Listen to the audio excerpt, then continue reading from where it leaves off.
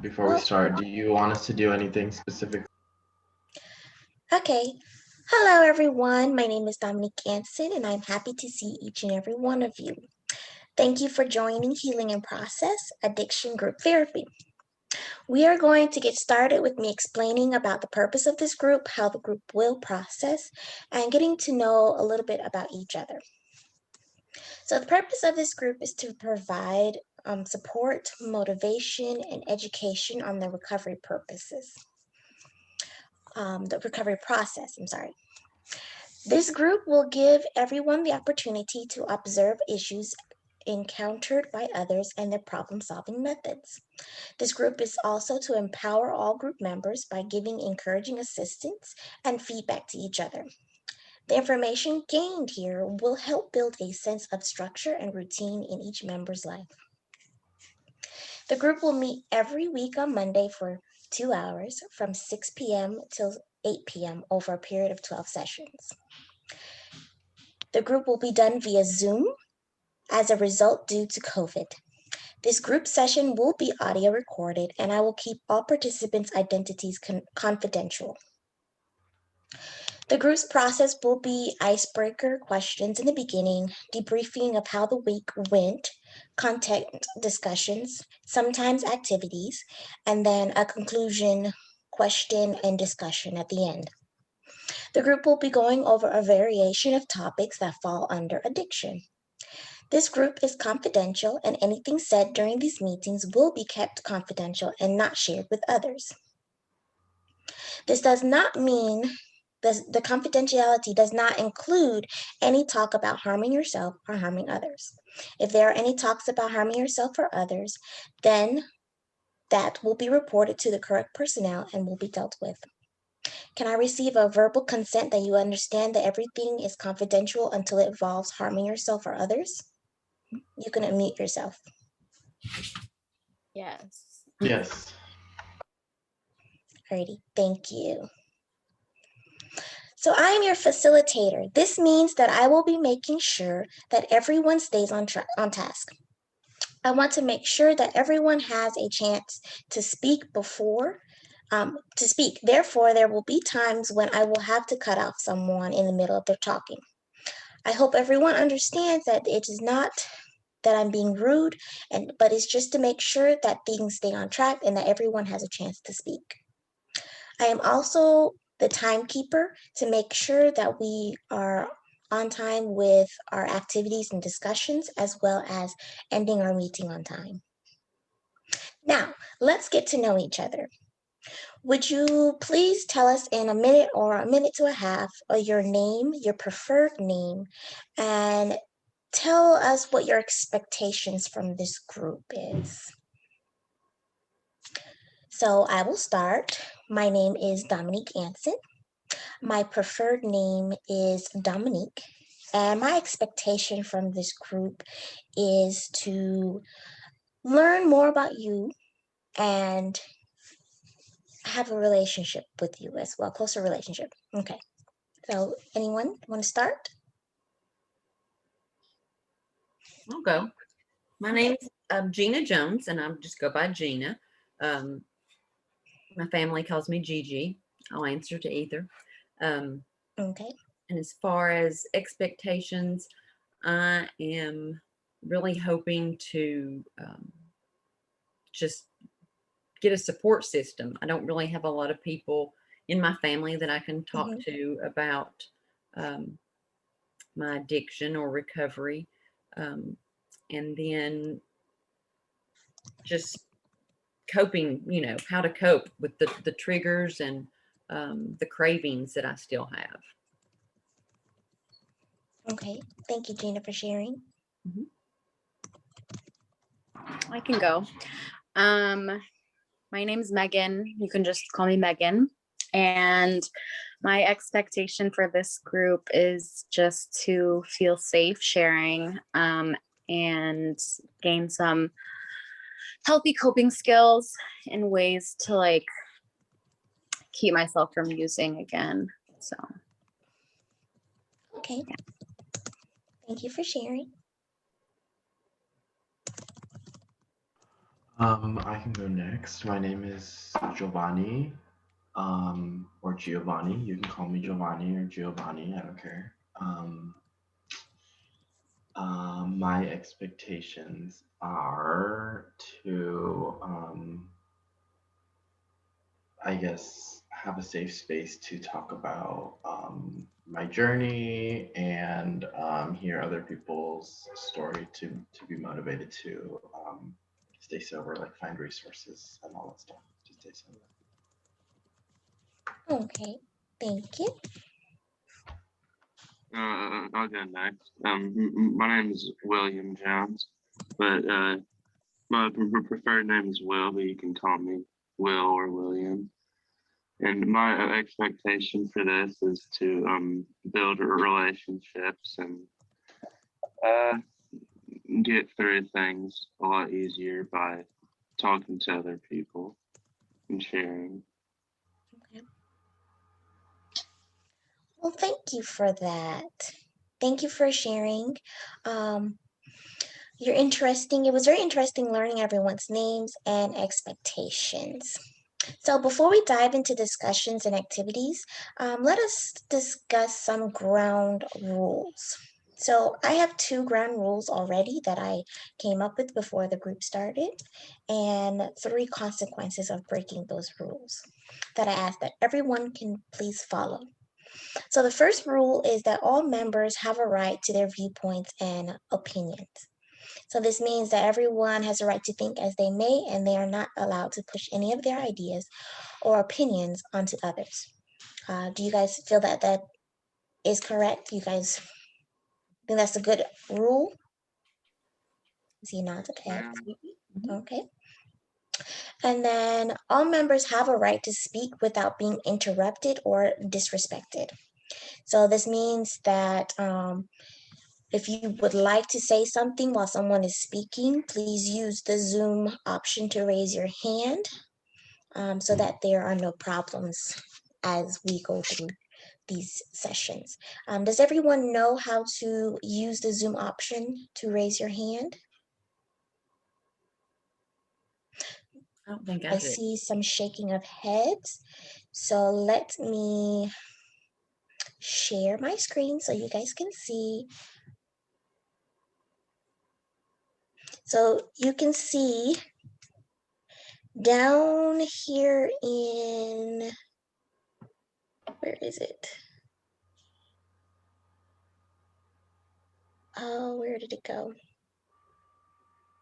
Okay, so I can't show it to you. Okay, it disappeared when I share my screen. But if you see the little face down on the bottom of your Zoom, That says reactions. yes, it says reactions. You'll see hands, it looks like clapping. Yeah. If you'll put that up to say Oh, okay. raising your Cool. hand. Okay, Yeah. let's continue. Now, if any of these rules are broken, then the member who has broken the rule or not following the rule will be administratively muted. So I will mute you if you are not following the rules. And if the rule is continually broken, then I will ask you to leave the group for the remainder of the meeting. And if you come back the next meeting time and you're still doing the same thing, then I will ask you to leave and you're not allowed to come back. Do you guys agree with those rules, those consequences? Okay. Are there any rules that you would like to add to that?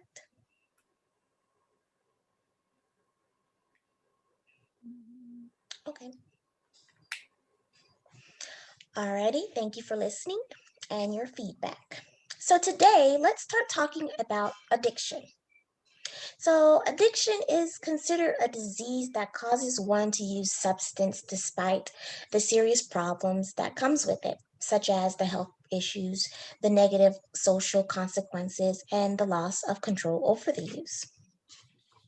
So my question is, some people say that addiction is a disease and others believe it's a choice. What do you think of this and why?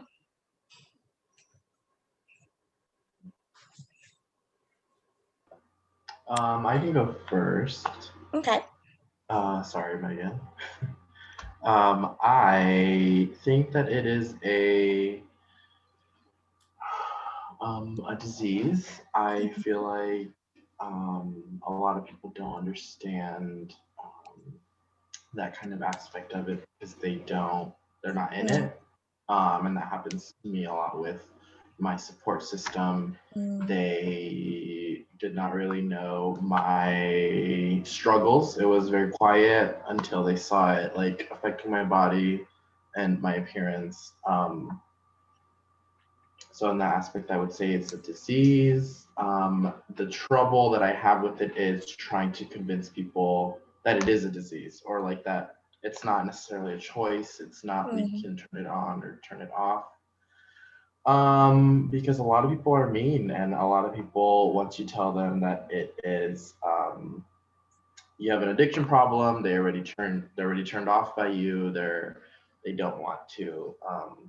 They kind of view you as less of a person, and that is very annoying. And that also kind of just makes me not want to reach out to people. And yeah, it's a whole cycle that I mean, I can definitely see myself not even talking about my problems with people or with professionals because it people don't really understand. So I don't know honestly what to do about all of that. okay. Well, thank you. Thank you for sharing that. Um, so let's give someone else an opportunity to share as well. Thank you for that, Gio. Bonnie. So, what do you think about the addiction is a disease or if it's a choice? Gina, you since you're unmuted. Definitely think it's a disease. Mm-hmm. I also have a hard time um, discussing it with other people um, because a lot of people do think it's a choice. Mm-hmm. Um, and I've heard people say that they don't feel sorry for addicts because they had the choice. They should have never picked up and started using, or um, I had one lady once told me that, she had surgery and it would have been really easy for her to keep taking her prescription pain medication.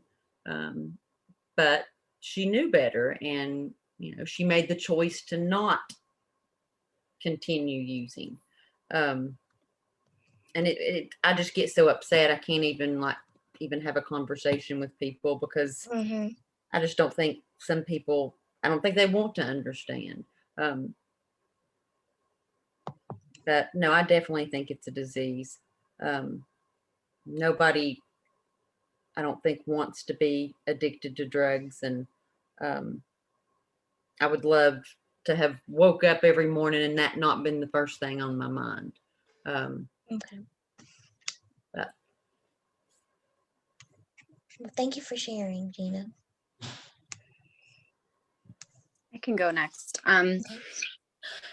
I agree that it's a disease. I think that it's a choice to use the drug, but I think Mm-hmm. being addicted to it is obviously not a choice. I mean, you can't control that. And I think that some people can choose to use and they don't become addicted, and that's fine. But others, it happens, and it is a disease that should be treated like a disease. And I think it's the people that don't understand or don't like, they can use and be fine. And so they don't understand how hard it is for someone who is addicted to stop using because they don't feel the same way. So, yeah. Okay. I can go next. Um, I'd say that I definitely think it's a disease, and I feel like it's really misunderstood because like every person's different and everyone is going to react to things differently. And some people might struggle with some things that other people aren't going to have any problems with. And I feel like people will categorize you if they know about your use, or something that you do, because they don't they just don't really understand how people are, and they when they think of an addict, they think of someone that's a deadbeat and doesn't do anything with their life, and they think negatively about you because of that. Okay. Well, thank you for sharing. Thank you. Okay, so let's continue on.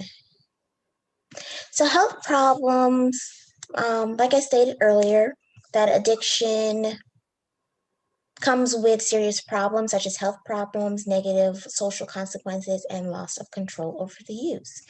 So the health problems looks like tolerance of the substance, which results in a need for a higher dosage. When one wants to stop, they tend to have withdrawal symptoms. The negative social consequences would be not, but not limited to, not fulfilling obligations at home or work, or a decrease of attention towards important social or occupational activities. And then the loss of control over use, that was again the withdrawal symptoms. Okay. So addiction can grow slowly over time and is not easily seen. One day you're just using as a social thing, and the next you're using because you're have a trigger, or should I say you're using because you are stressed and depressed, and then all of a sudden you're using because you are triggered to use it, until it's gone out of control and you're wondering what happened, why am I at this point. So there are times when people with addictions are able to still function in some parts of their lives, but in others they cannot. So my question is, how do you believe group therapy could help a person who struggles with addiction?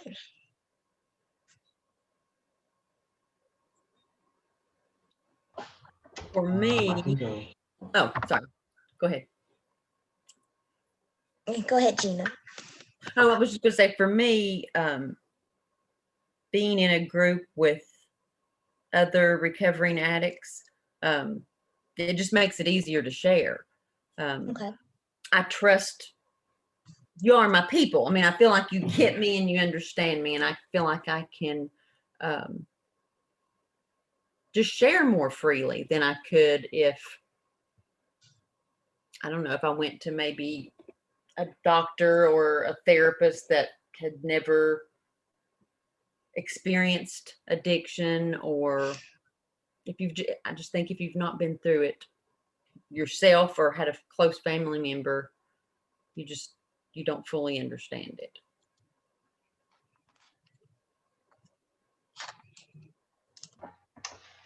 I would agree with that.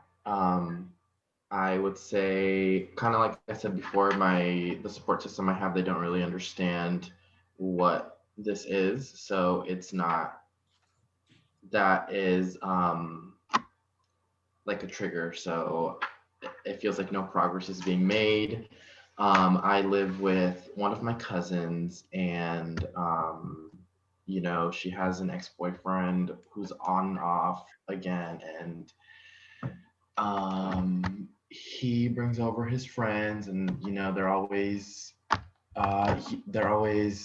using drugs and drinking alcohol, and it's very difficult for me to find ways to say that I'm working on my sobriety. And I have never talked about it with them, but I've talked about it with my cousin, and I'm sure she's told him before, but he is a deadbeat, and he is just still in her life. Alrighty, thank you, Giovanni. We don't want to put other people down, because we don't want to put ourselves down. We don't want others to put us down as well, correct? Right. All right, so let's stay back on topic. So the topic was, how do you feel, or how do you believe group therapy could help a person who struggles with addiction? So you were on topic in the beginning, so can we wrap up the conversation on your cousin? Sure. Yeah. I would just say having a support system, and it kind of motivates me and to stay on track. Thank you very much. I can go. Yes. Oh, Sorry. I would just say that like a support system, obviously, but not just that. It's not just like a support group, it's a therapy group. So Mhm. I feel like I'm getting that extra help from an actual therapist instead of just, as opposed to like a support group. I mean, support groups are important, but I feel like I'm actually going to come out of this with some skills that I didn't have before. So, okay. Thank you. William or Will, would you like to add to that? Yeah. I think it can help people because like it just makes it easier being around people that you can, relate with, and like going through similar situations, and you have the same goal of, staying sober, and you can keep each other, like help keep each other motivated and keep each other accountable, I guess. Okay. Thank you.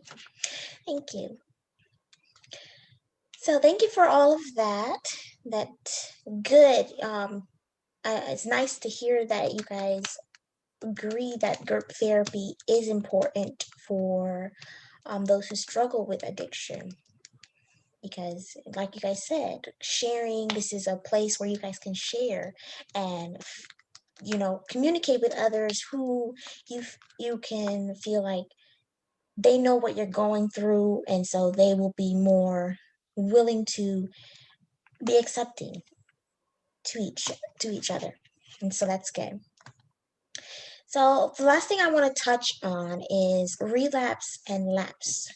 So a relapse and lapse are possible while going through the recovery period. So a relapse means that there is a return to a regular use after a period of remaining sober, while a lapse is just an isolated incident where it's a one-time return to use of substance but not returning to an old pattern. So my question that I want to ask you is, how can you help yourself avoid a relapse? I can go.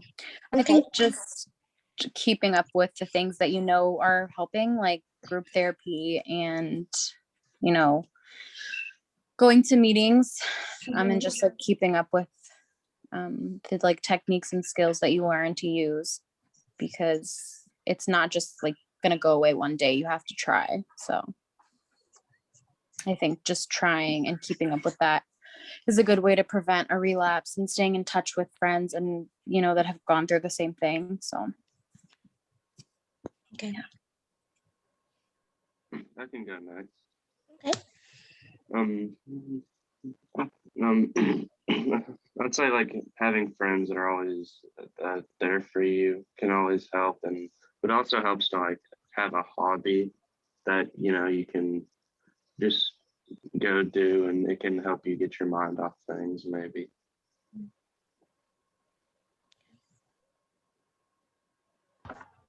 I can go next. I would say having open communication. Um, so it's hard, but um, kind of maintaining that open communication to share the highs and share the lows and share just kind of the everyday, so I'm on track kind of with my sobriety.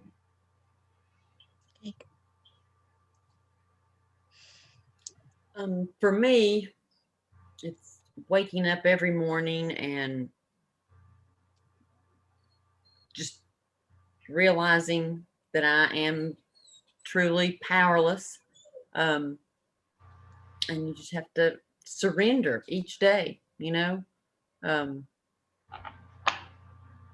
to be able to fight the cravings and the desire to use. And I still have to just take it one day at a time. I can't look too far into the future. I just get too overwhelmed if I do. So for me, one day at a time, and yeah, just staying focused on today and what I need to do to stay clean no matter what. Okay. One word. What do you want to achieve in your recovery?